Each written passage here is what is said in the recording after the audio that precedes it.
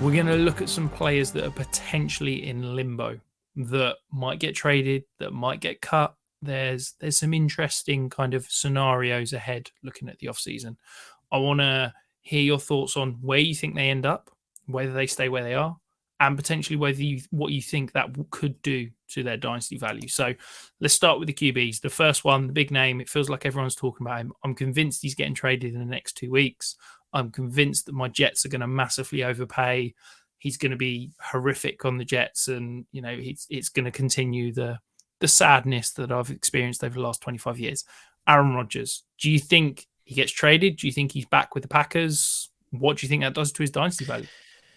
I mean, yeah, I definitely, I will just go on record as saying, like, there was somebody, I think at this time of year, everybody has a rumor about everyone going everywhere just because they need clicks. But somebody mentioned that Aaron Rodgers would be that the Vikings were interested in. And I just want to put it out there that if we trade for Aaron Rodgers, I am no longer a Vikings fan. I will renounce my schooldom and I will be like, I don't even know, a Bills fan or a Chargers fan or something, because I not going down that road. But Aaron Rodgers, man, that is a tough one. I honestly genuinely not even going to hazard a guess. I feel like we've done this for like 3 or 4 years now, where it's like every year we're like, oh, what's he going to do? Is he going to retire? Is he going to come back? Is he going to go somewhere else? You know what I think would be hilarious is if Tampa Bay traded for him.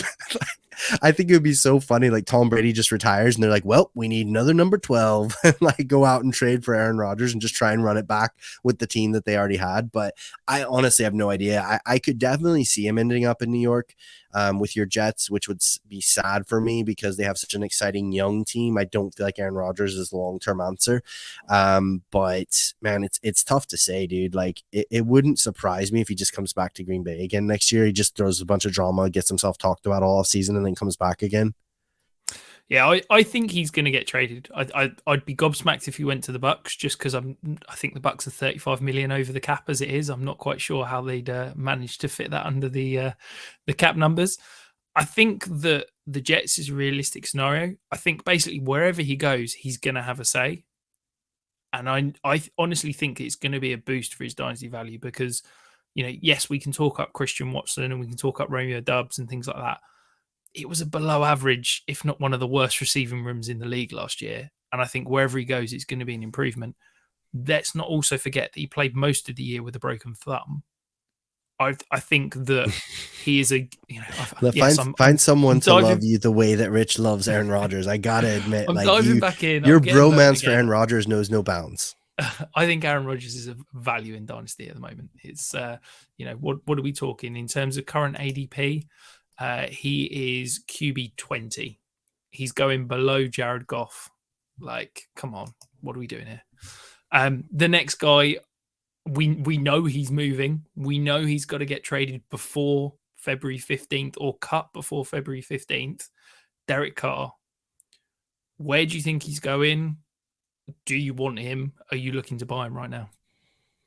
I mean, for me, like, I guess yes, just because of what we've talked about. Like in the grand scheme of things, is he one of the 5 or 6 best quarterbacks in the NFL? No. But is he like a competent quarterback who, will be good enough to be a starter somewhere? Yeah, I would say so.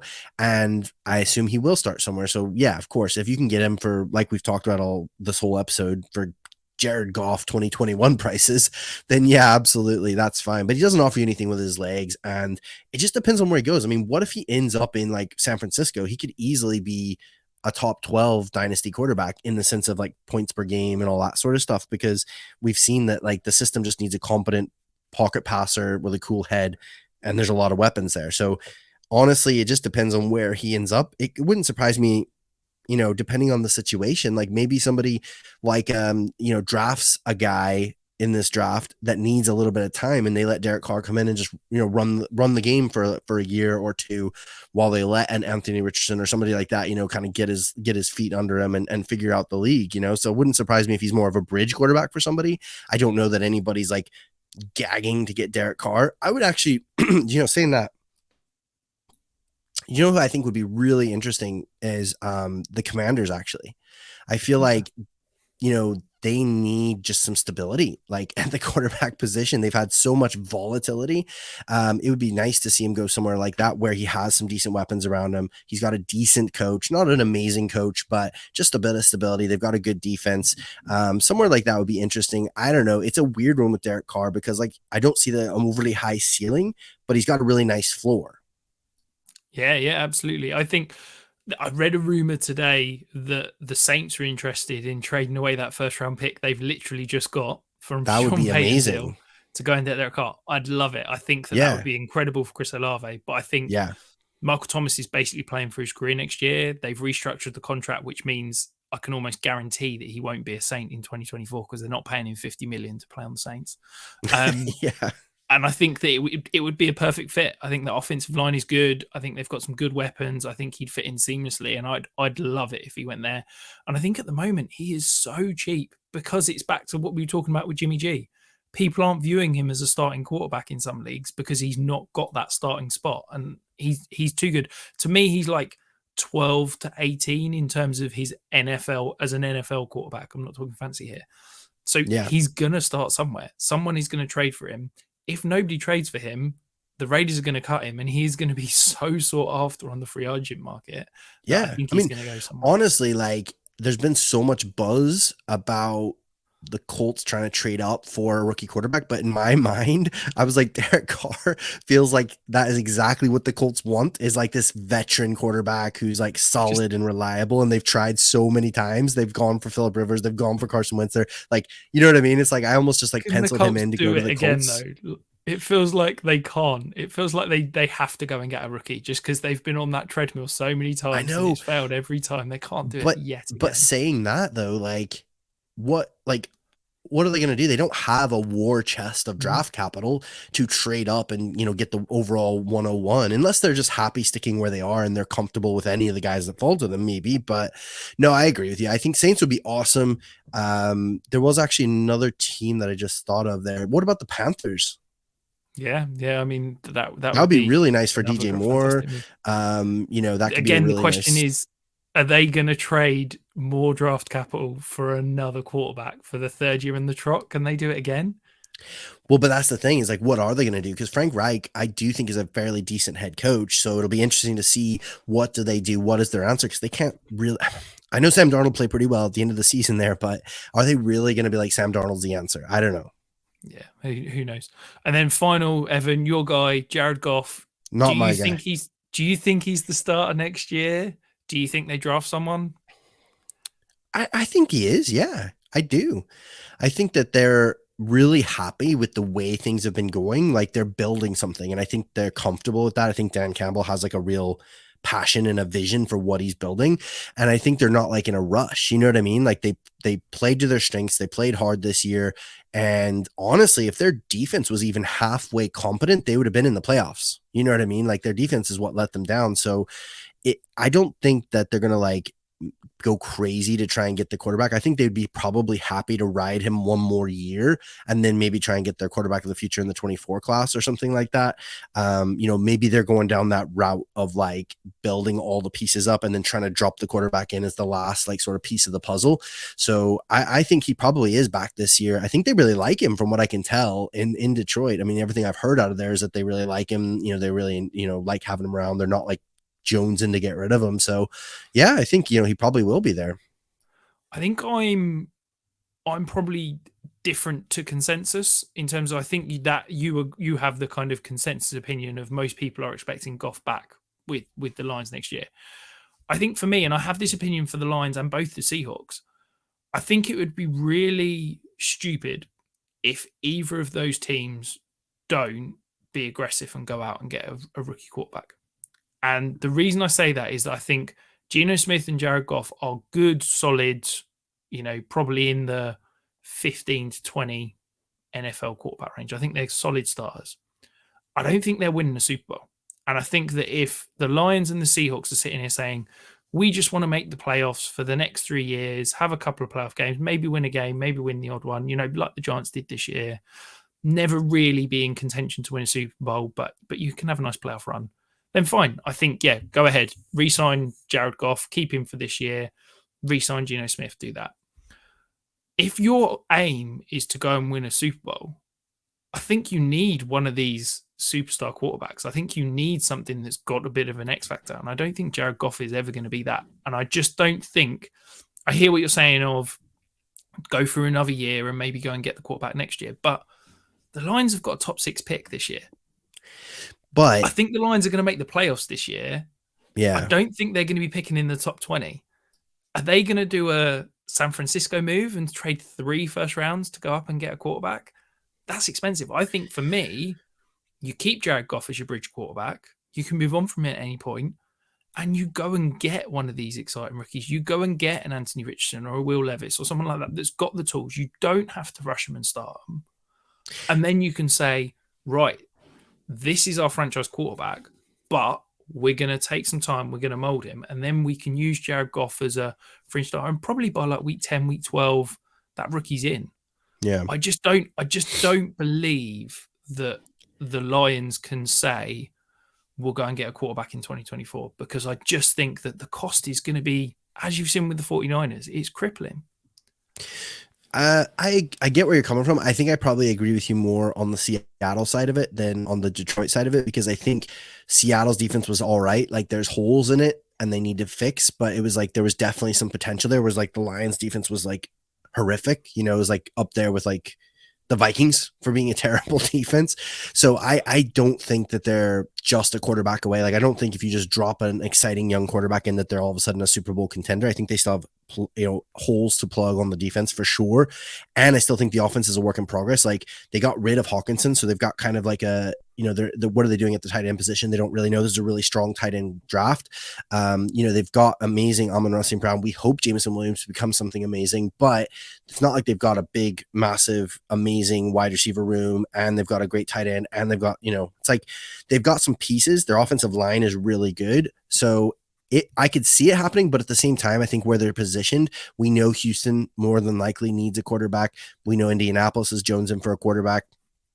And Seattle could potentially need a quarterback. So for them to want to get one of those really exciting guys, they would have to probably not even just stick it where they're at. They'd probably have to be aggressive and move up a couple picks, which again, you're sort of like, well, are they going to trade away 2 firsts to take a gamble on, one of these rookie quarterbacks? I don't know. It'll be interesting to see for sure. But I think they seem like really happy and comfortable with what they're building there, and it seems like it's working. So it'll be interesting to watch and see what happens. Yeah, absolutely. We've got some running backs that are potentially in limbo. Aaron Jones, I think Aaron Jones for me is essentially tied to Aaron Rodgers. I think if Aaron Rodgers is back in Green Bay, I think Aaron Jones is. If Aaron Rodgers gets traded, I think Aaron Jones almost gets cut immediately. What do you agree? That's interesting. I mean, it's definitely, I don't know. Like I know there was some talk at the end of the season, like they expect Aaron Jones to be back next year and things like that.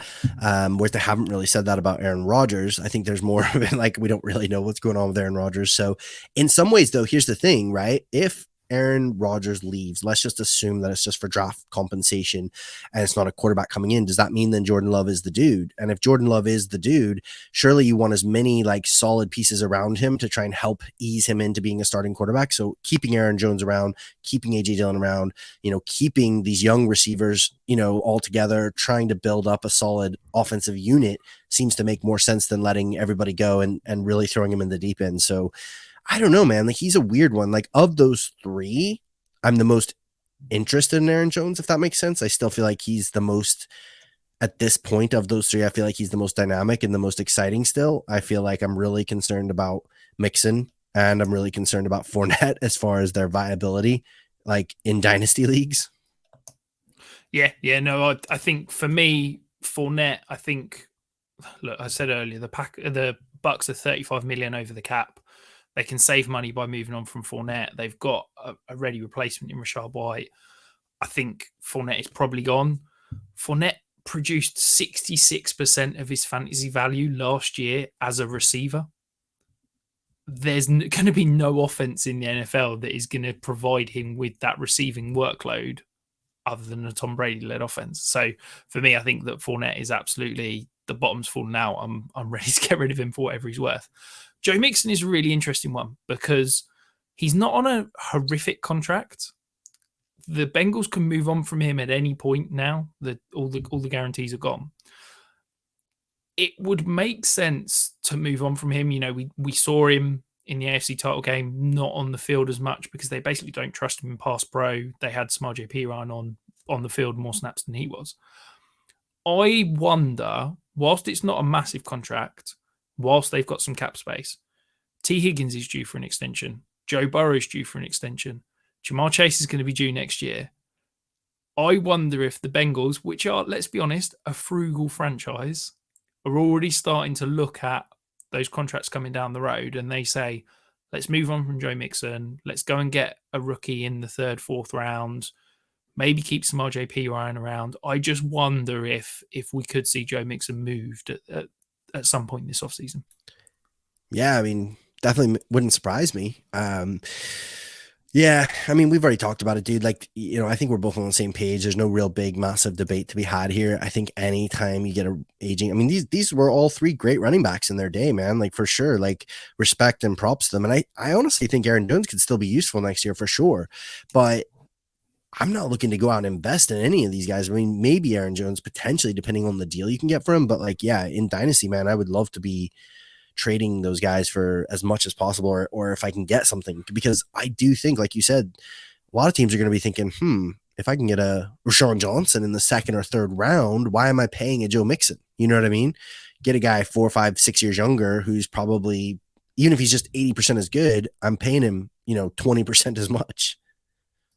Yeah, no, I completely agree on all of that. Diving across to the wide receiver position, we've got here Corey Davis. I expect him to get cut by the Jets. The Jets are around about the salary cap. I think they're a couple of million over. They save almost $10.5 million by moving on from him. He's good, he's solid, but I think with Garrett Wilson, I think Elijah Moore's going to step into an every down role again next season. Please, God. I feel like Corey Davis is slightly expendable. Do you agree? Yeah, I'm not interested in him at all in Dynasty. I mean, if he can get something of value, he's one of those guys that if I can use Corey Davis in my third to get into the second, I'm happy to do that. I like using those kind of players as like a stepping stone. You know what I mean? You add something little to that player to get up a level in your, for a trade or for your draft capital. I don't think you need to be counting on Corey Davis for your Dynasty rosters. Yeah, no, absolutely. And then Mike Evans. So the Bucks, as I said, $55 million over the cap. They're paying Tom Brady $35 million to not play for them next year. They really did push all those chips in to a 3-year window to try and win. And now those checks are come due. Second highest dead cap hit of all time. Yeah, it's mad, isn't it? I wonder, Mike Evans is now at a point where they could save quite a lot of money and get some serious draft capital if they traded him. Okay. If they traded him post June 1st, they'd save $14.5 million. The guarantees are coming to an end. I don't think it's going to happen, but I just want to float it out there that I wonder if Mike Evans could get traded this offseason. It wouldn't surprise me just from the team building side of it. Because like you said, unless they can somehow, mess with the books and trade for an Aaron Rodgers or something, like what are they going to do? You know what I mean? Like Kyle Trask isn't going to lead them to a Super Bowl. I really don't think. They're not in a position to draft like a superstar, rookie quarterback. So yeah, it wouldn't surprise me. I mean, Mike Evans, man, he is so tough. Like, honestly, dude, he is. Go ahead. I think also that the thing that we're forgetting, he had 2 incredible weeks last year in terms of fantasy production. If you remove those 2 weeks, he was like wide receiver 40. Well, that's what I was gonna say. I feel like here's the thing. Here's where I struggle, right? I respect him so much as an NFL player that I struggle to like say bad things about him for Dynasty. And I know that sounds stupid, but it's like he is so good and he's been so good for so long. But man, like I'm just not interested in him in Dynasty anymore. You know what I mean? Like I'm just not. I don't have him on any of my rosters. I think because I feel like where he is, he's one of those weird players where the person who rosters him wants more for him than I feel like he's worth paying for. I feel 100%. Like whoever has him right now on their roster wants a first for him. Do you know what I mean? And I agree 100%. I'm not giving a first for Mike Evans. I'm just not. You know what I mean? Like I'm really not, like, unless I've got the most stacked roster of all time and it's just fun money, you know, and I've got like 6 first to play with and I'm just like, hey, you know, but that's a weird league that I wouldn't want to be in anyway. So no, I mean, for me, I'm just not in on Mike Evans anymore. I would love to trade high on him if I had him, because you know, sometimes these things sound great. Like D-Hop going to Arizona sounded amazing at the time, and it didn't really work out. You know, like it's not been a great journey. So, you know, him getting traded somewhere sounds cool because you think, what if he went to Kansas City or something? That'd be amazing. But what are the chances that actually happens? Or what are the chances it works out? I was actually thinking about this the other day. One of the most disappointing trades of all time has to be like the Odell Beckham trade to the Browns. Like it was so exciting at the time. Like we were like, oh my gosh, this guy is like a superstar and this is going to be amazing. And like, he's going to light it up. And like, he has literally done pretty much nothing since then. You know what I mean? Like he's had a couple of weak stretches here and there. So I think we can get overly optimistic in Dynasty and say, look, you know, he's going to get traded. I'll bet he goes to like Kansas City, or I bet he goes to Philadelphia or something crazy. And then, you know what I mean? And we get all like pie in the sky, but the reality is like he may just get traded somewhere for like cap relief or something, you know, and it sucks. And it's like he's just an old dude who's like past his heyday, you know? Exactly that. Exactly that. And then the final guy, I'm really fascinated. I think he's the player I am most intrigued to see what happens this offseason. It's T. Higgins. We saw last year those 3 wide receivers that got traded before they were paid big money. I think T. Higgins showed enough this year in those games where Jamar Chase was out that he is a wide receiver 1. I think he is a top 15 wide receiver in terms of talent in the league. But we talked about the Bengals being frugal. They've got Joe Burrow to pay. They've got Jamar Chase to pay. Are they going to want to pay T. Higgins 20 plus million a year as well? It could be that he gets traded. It could be that they extend him. I'm really fascinated to see what happens. What do you think, Evan? I just can't see them letting T. Higgins go. I think they know that like the success that they've had the last couple of years has been because of that amazing trifecta, you know, because like if you got rid of T. Higgins, Tyler Boyd is a good receiver, but he's an amazing wide receiver 3. You know what I mean? He's just like an okay wide receiver 2. That's going to change the whole dynamic of their offense when the defense can just really hone in on Jamar Chase and try and shut him down. When they've got T. Higgins and Jamar Chase, and they've got then Tyler Boyd running around in the slot and things like that's a headache because Joe Burrow is amazing. So I just think I can't see them letting him go. I don't know how they're going to do it. I don't know what they're going to have to do it, but I think they know what they're getting themselves into. I think that's what they're there for. I think they know that if you want to be one of the big dogs, you're going to have to pay up. You know, you're going to have to find ways of saving money by using rookies in your defense and things like that, probably. And using like people on their rookie contracts. But I think once you find a T. Higgins, you know, you try your best to hold on to him. Yeah, and they've got the cap space. I think they will re-sign him. But I also thought that the Chiefs would re-sign Tyreek Hill. I also thought that the Titans would re-sign AJ Brown, and I thought the Packers would never trade Devontae Adams. So I think he's the one that could move this offseason and be that shocking moment that we all had last offseason. I think though with those other ones there was underlying factors. Do you know what I mean? Like I feel like the Tyreek Hill thing, we got a sense that there was a little bit of like friction there, a bit of like not happy altogether with the surroundings and with what was going on. I think the same with Devontae Adams. There was a bit of like he wanted to go play with Derek Carr. It wasn't so much that they didn't want to keep him. My understanding was even with the Packers, I think they offered him like more money maybe, or at least they offered him a good bit to stay. It was just him wanting to go play with Derek Carr and stuff. So I think, I mean, again, I'm not in the locker room, so I could be completely misreading the situation, but my sense, my vibe has been that they all really love each other. They're a real tight-knit group. You know, Burrow loves Higgins, Burrow loves Jamar Chase. You know, they're all wanting to play together, and they've got this exciting young core. I just can't see them breaking it up, you know? Yeah, it basically depends on what T. Higgins is asking for, isn't it? Because if he's asking for that, yeah, basically top 5 money, you know, AJ Brown got 25 mil a year. If he's asking for that, I don't think the Bengals can pay Joe Burrow, 60 million, Jamar Chase probably 30 million. You know, can you tie up 115 million a year in 3 players? I don't think they can do that. If but it's those 3.